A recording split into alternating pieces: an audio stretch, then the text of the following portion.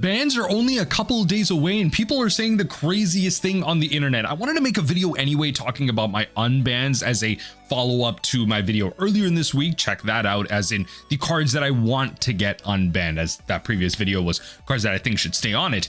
Now, I thought, you know what, whatever, like people going off on this post, I already quote tweeted it as well, and the kind of poster like clarified some things, but this is wild. So they're like, this user's like, I would love to see other opinions on this. So okay, I'm gonna go into in this video 3 cards that I think can safely get unbanned. I apologize for any Discord notifications.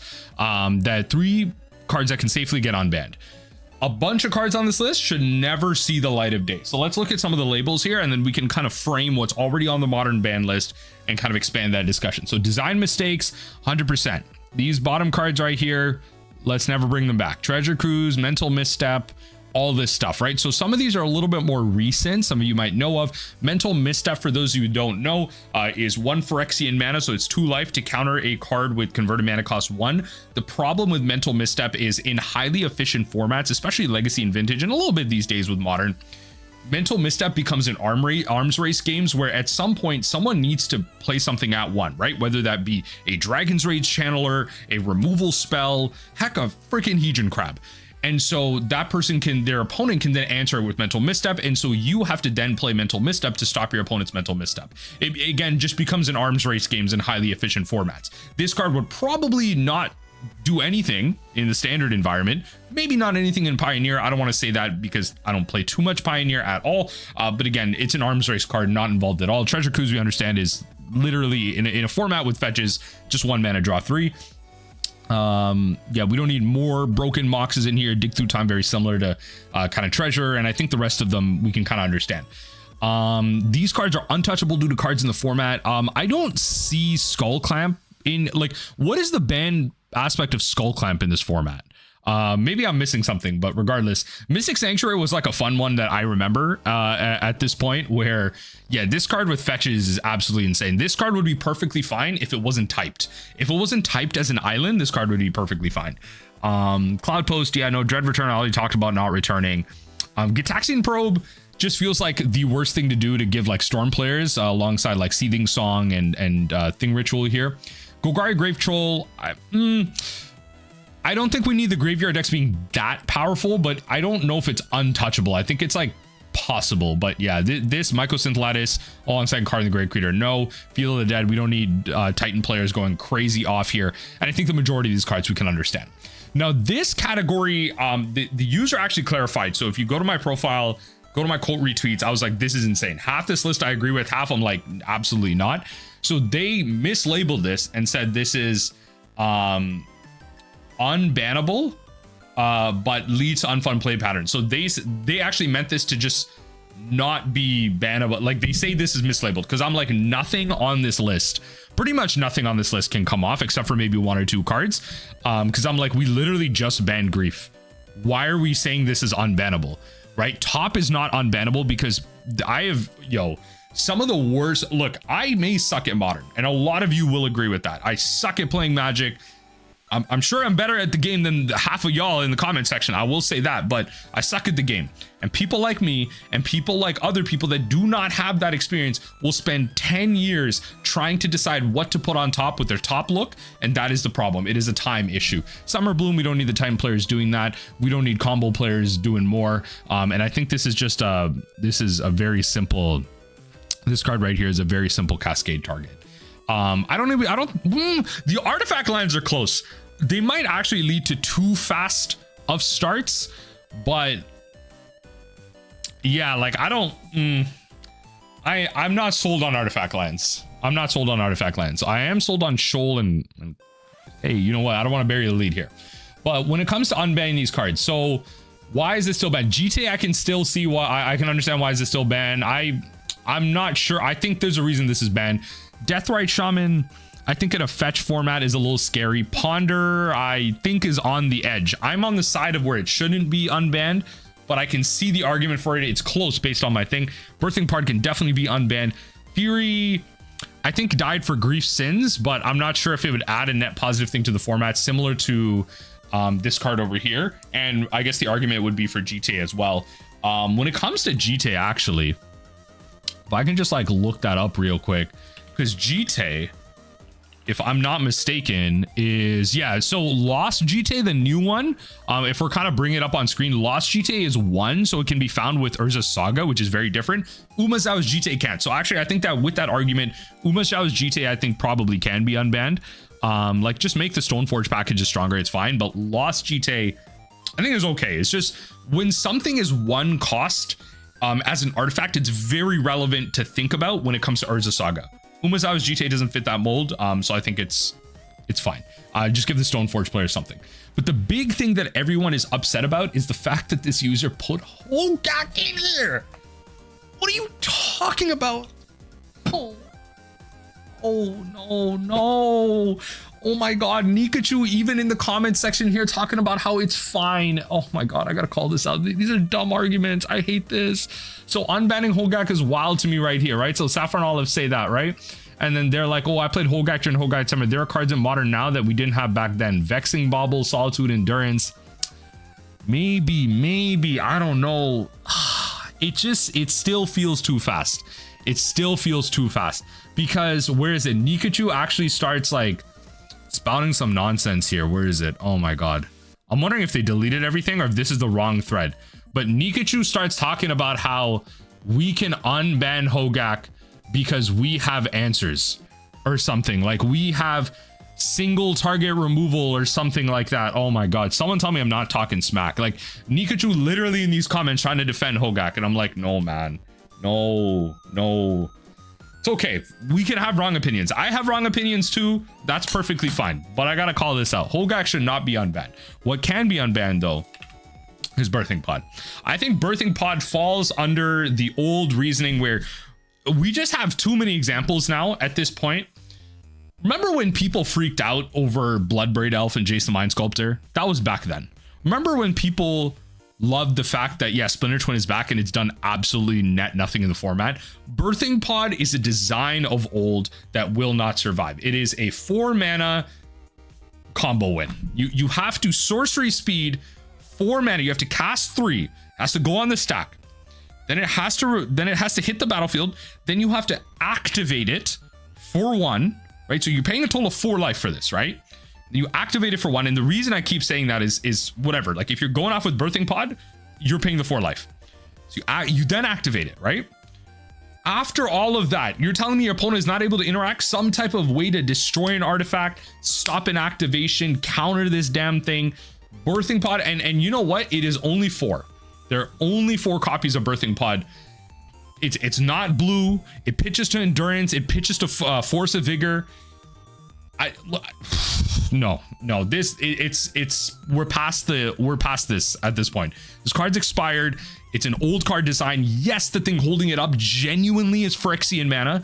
Genuinely, it's just Phyrexian mana so that you can put this in quote unquote any shell. You don't need green in the shell. You can just play the 2 life. I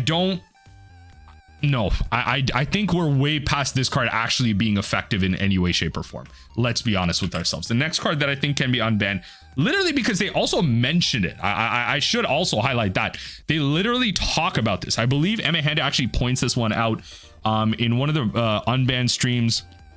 The recent one where they unbanned Splinter Twin. Emma actually quotes Faithless Looting, and they were talking about, oh, in the boardroom, they play Faithless Looting. What does Faithless do in Modern? It actually amasses 2 orcs.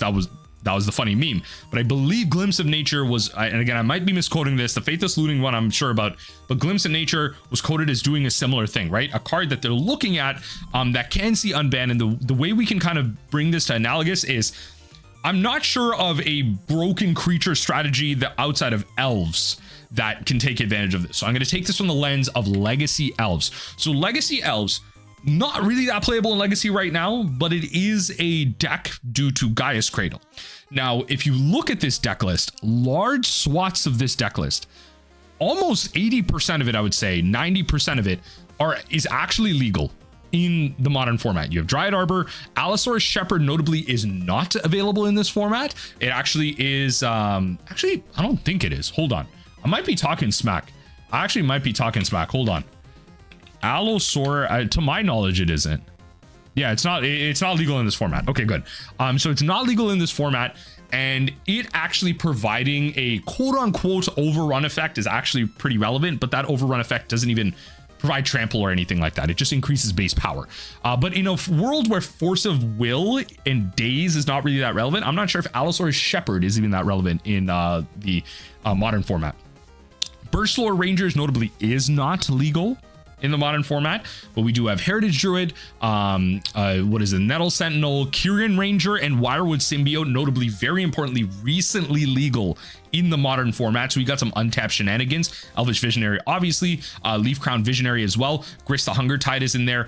Glimpse of Nature would quote unquote be the unbanned card. Green Sun Zenith, Once Upon a Time banned, which really does hurt this deck in a deck list that wants to run a lower amount of lands and generally wants to search for things. Natural Order, notably not legal in the modern format. A couple of the lands are, but notably Gaia's Cradle and Natural Order, I think, are the big ones, because Craterhoof Behemoth ends up being the win condition in this deck. Gaia's Cradle ends up just being this card that just taps for a ton of mana, allowing you to continue your chains with Glimpse of Nature, eventually Natural Order, bring in a Craterhoof Behemoth, have it protected almost underneath like an Allosaurus Shepherd, and have enough mana to, if not Craterhoof Behemoth, activate the Allosaurus Shepherd and swing in for some type of lethal there. Notably, I will say Modern Horizons 3 actually made Priest of Titania legal in the modern format. So that's something to note as well.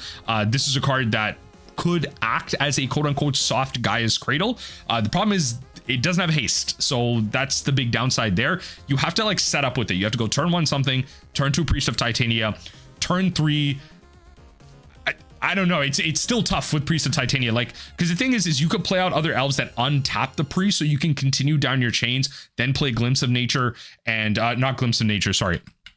It is Glimpse of Nature, sorry. Play the Glimpse of Nature and continue drawing from there. Again, we have the Wirewood, we have the where is it? The Kyrian Ranger. We have the combo parts.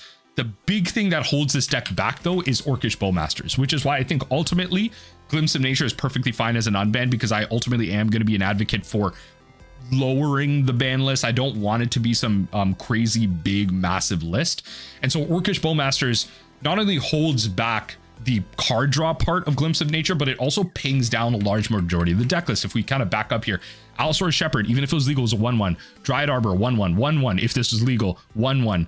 1/2, 2/2, which is fair. It can be pinged down, but Kyrian Ranger 1/1, Wirewood 1/1, Visionary 1/1, Leaf Crown 1/1. To be fair, it's a Lord though, so I mean, you ping that, then you kind of hit on the other stuff. But regardless, so much of this deck actually just gets pinged down by Orcish Bowmaster. So I'm sure we can let the Elves players have something.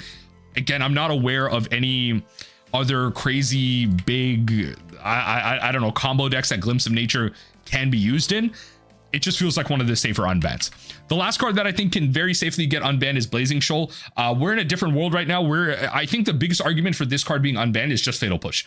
We are in a post Fatal Push world where removal is just so easy to come by. There's so many ways to interact with things. This is an instant speed card. It's one that your opponent's going to use on their turn. We are in a post Force Negation world as well. And really the combo with Blazing Shoal when it was originally banned close to the beginning of the modern format was you got a Glistener Elf out. Turn 1, Forest, Glistener Elf. Turn 2, once this thing can attack, because it doesn't have haste. Once this thing can attack, you Blazing Shoal, you have to pitch a red creature. You pitch Progenitus, which is a red creature, a kind of massive 10 mana, 10/10. And Blazing Shoal says you may remove a red card from with converted mana cost X in your hand from the game rather than pay Blazing Shoal's cost. And target creature gains +X/+O until the end of the turn. So it's a turn 2 win. That is very televised, that is very easy to interact with, and extremely easy to handle. What I will say though is, to be fair, Blazing Shoal is free, so there is that idea that, yeah, you can go Forest and another Forest, right? So on turn 2, pitch the Progenitus for free and still hold up an interaction spell. In all fairness though, they play that Glistener Elf, you untap, you have the removal spell, you have a Thoughtseize, you have some way to stop what they're doing. Okay, you don't. They then go, like, you then go to untap. You gotta have the Force Negation at that point. The protection spell will not work. They have to have Veil. Post board, they have Veil. And again, they have to have the Glistener Elf, they have to have the Blazing Shoal, and they have to have the Progenitus. A lot of things have to align, and it does lead to fast starts But where I will argue with this, again, is the fact that not only can you have removal, can you have counterspell. Note how Blazing Shoal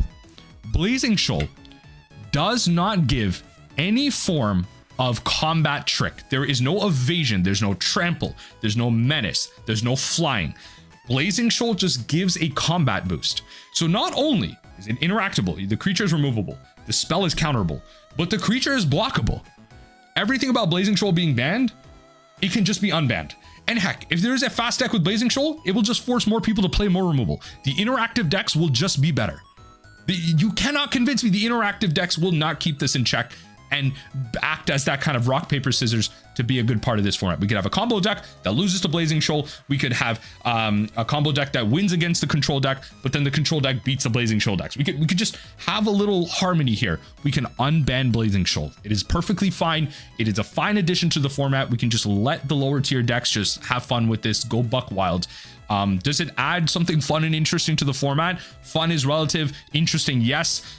It's perfectly interactable. It is a card banned from a bygone era, and I think we need to decrease the ban list. Obviously, with the philosophy of the idea that we should be introducing fun cards or just interesting cards, I can see why Blazing Shoal doesn't get unbanned, but ultimately, I'm not sure if we need to unban Hogak before we unban Blazing Shoal. I don't think the Hogak unban will happen at all. I think we understand the modern format panels, or just the modern curators' general ideas of the modern format. We did recently unban Preordain, which almost had zero effect on the format. A lot of people have the idea that Ponder could have that similar effect as well.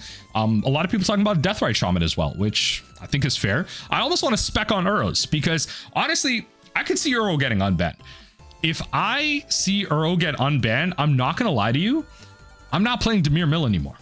I'm playing Sultai officially. I'm playing 4 copies of Uro, and I'm just playing Sultai Mill. I am playing the strictly better version of Mill.